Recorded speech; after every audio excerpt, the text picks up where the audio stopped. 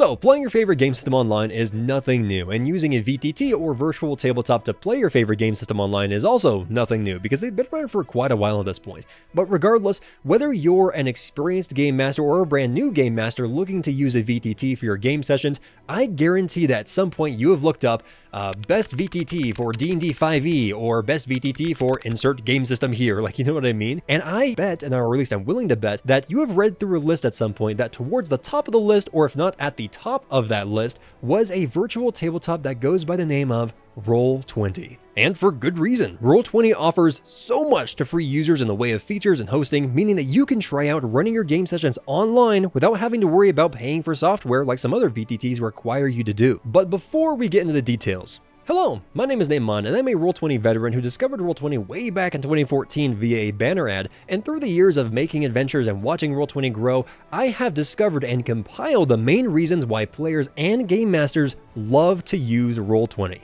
And if you want to hear my honest opinion about Roll20 coming from the perspective of someone who runs professional games online using various VTTs such as Roll20, Foundry VTT, Alchemy, and so forth, then stick around to the end of the video. But anyways, to start off, probably the most attractive feature that Roll20 has to offer for both players and game masters is how easy it is to create a free account and start creating adventures or participating in them as a player. In my experience, it takes maybe all of 10 minutes to create an account, create a game world, invite your players, and then start rolling dice. And if you don't know how to roll dice on this crazy virtual world of imagination, the tutorial does an amazing job showing you the ropes of how to be a player and a game master. And obviously, if you do the tutorial, then that 10-minute estimate might turn into 20 because if you get confused on things, but still, not very much time at all to learn how to use a VTT. In terms of using a virtual tabletop for the very first time, Roll20 is probably one of the best ones out there at making the online gaming experience easy and approachable no matter your level of experience with using a VTT. But before we dive behind the Game Master screen and focus on all those cool features and details, let's take a look at the player side of things first. So like I just showed you, getting started as a player on Roll20 is super simple. You just click the invite link your Game Master sent you, click launch game, and you're in. And then of course, if you're a new player, it will ask you if you want to do the tutorial to get the hang of things. For us though, probably the biggest and coolest feature of being a player is rolling dice. And Roll20 has 3D ones that you can enable by going to settings,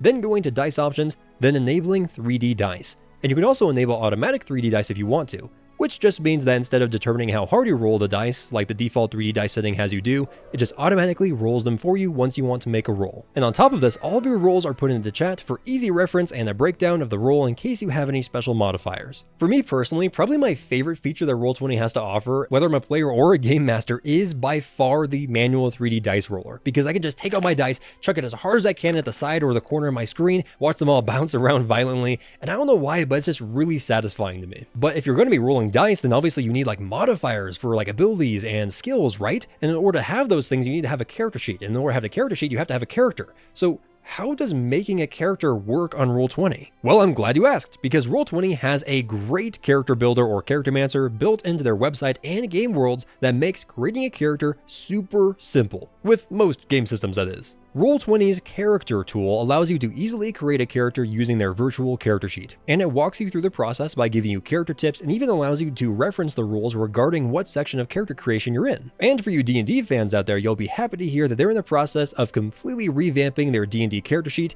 and their D&D character creation process. And speaking of D&D, in my experience, the best character creator they have is by far their D&D one, because most of the other game systems character creators don't really have a streamlined or dedicated character creator like their D&D game system has. But even without Roll20's fancy D&D character sheet, you can still create a character like normal, because for every game system that's on Roll20 and officially supported, it has a character sheet. So you can still roll like normal in person if you want to, or roll on Roll20 to get your stats. And for me personally, and from what I've heard from a lot of other players that I've ran games for using Roll20, one of the best features about Roll20 for players is that you don't have to go to a different website or fill out a physical character sheet, then copy all your stats and features onto the virtual sheet if you don't want to, of course. You can just use their on-site character creator, and it works pretty well in my experience. Then once you get your character imported and squared away, you can click and drag them onto the map and even add some resource trackers to your tokens to keep track of HP, armor class, or other stuff. The Roll20 player experience is seamless. And both as a player and a game master, I don't think I've ever had an issue getting a player into one of my game worlds. And as a player, I don't think I've ever had an issue joining a game world for that matter. Roll20 just does such a great job of not only teaching players how to use the virtual tabletop once they get in, if they decide to do the tutorial that is,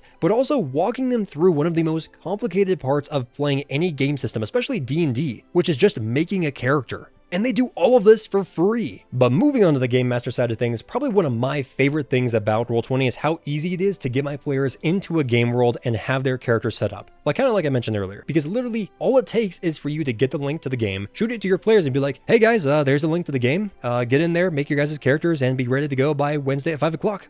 See you then.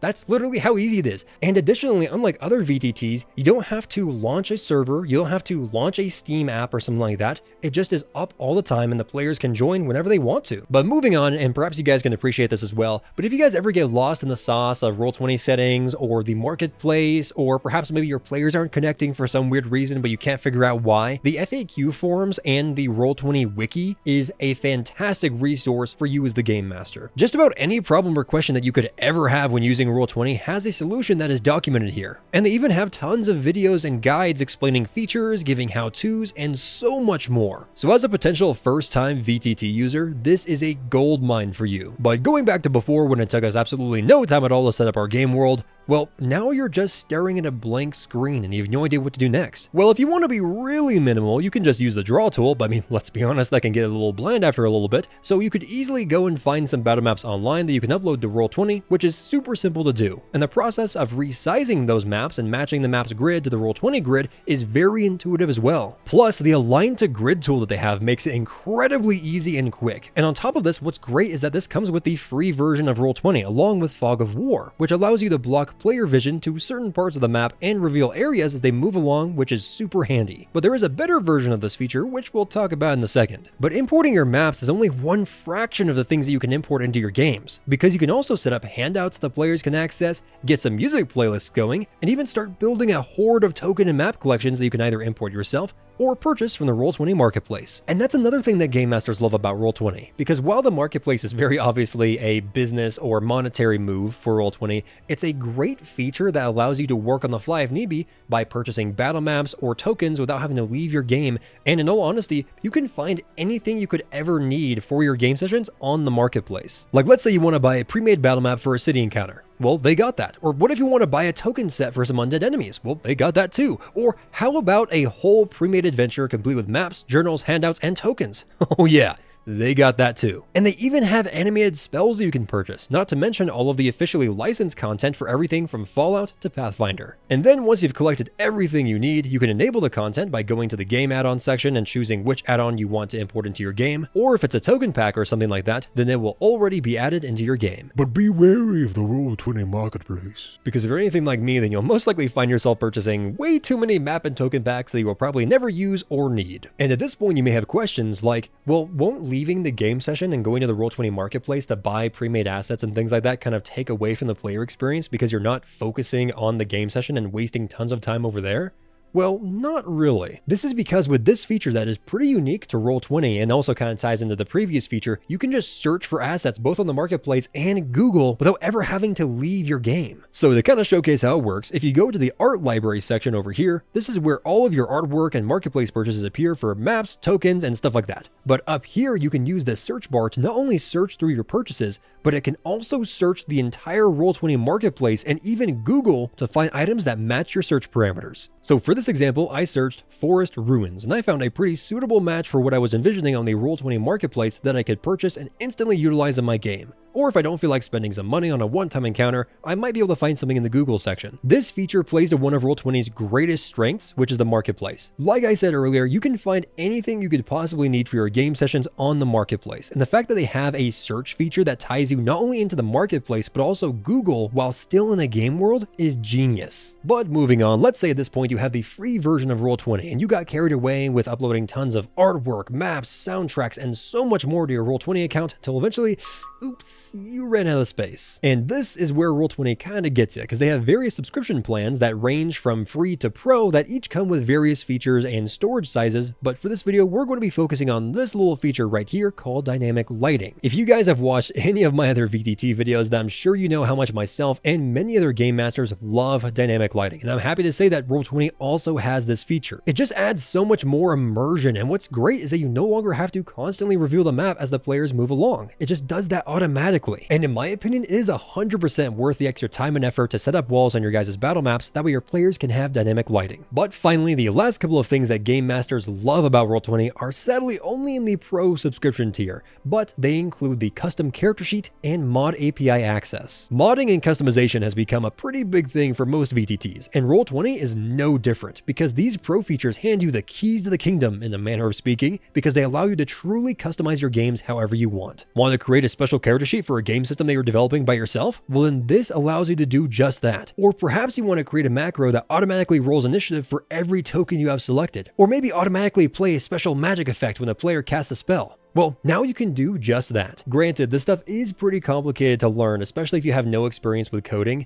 but don't worry, because even if you're a complete novice when it comes to macros or creating a new character sheet or things like that, the Roll20 FAQ page and wiki and stuff like that has tons of guides on how to create macros, and on top of that, there are tons of community forums and posts on Reddit and the Roll20 wiki that are chock full of pre-made macros that you can use for your games, and all you have to do is just find one that seems useful and copy it into your game. Roll20, in my opinion, is one of the best all-rounder VTTs because it's not complicated to learn, requires very minimal effort to set up and start playing games, and is extremely beginner-friendly. For the longest time, Roll20 never really specialized in one game system, which made it perfect for any gaming group of any game system because you could easily get a free account, upload your own tokens and stuff, and use Roll20 for a visual representation of a battlefield or something like that, and most importantly, you could play with your friends online despite your party maybe being hundreds if not thousands of miles away. But obviously, Roll20's game system favoritism kind of shifted a little bit when they became official partners with D&D, but I still consider it to be one of the best beginner-friendly VTTs. I say this because Roll20 has had years and years to build tons of community support forums, videos, and the Discord server has tons of helpful community members. On top of that, with the integration of the marketplace, Roll20 has become a one-stop shop that provides easy access for game masters to find tokens, art, and maps without having to go hunting through the entire internet. Not to mention that for creators, it's a great place to post their tokens, maps, and adventure packs to get their name out there and get some extra cash. So in a way, Roll20 is honestly the best VTT / one-stop shop that currently exists, but obviously that could all change because currently there's some VTTs out there like Alchemy, which is trying to integrate a similar business practice, and the much anticipated D&D virtual tabletop is on the horizon, which will most likely integrate a lot of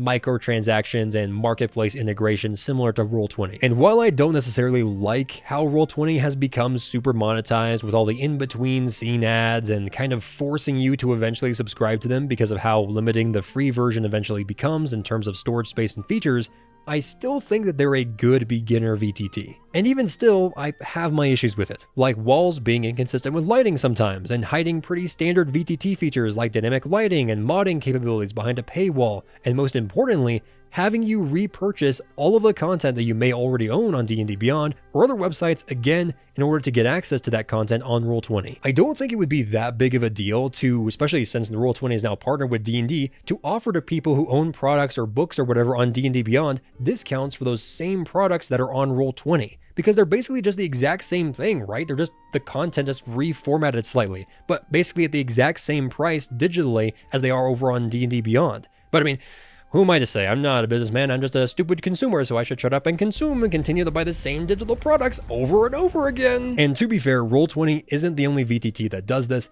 but it's just annoying, especially as someone who likes to follow and try out different VTTs, to have to constantly repurchase content that they already own on like 4 or 5 different platforms or websites in order to get access to some character creation options or features or monsters or things like that. But anyways, everybody, those were my big reasons why players and game masters love Roll20, and if you liked the video, consider leaving a like and a comment down below talking about your experience with Roll20, and subscribing if you dare. But anyways, everyone, I hope you enjoyed the video, and I hope to see you in the next one. Take it easy. Bye-bye.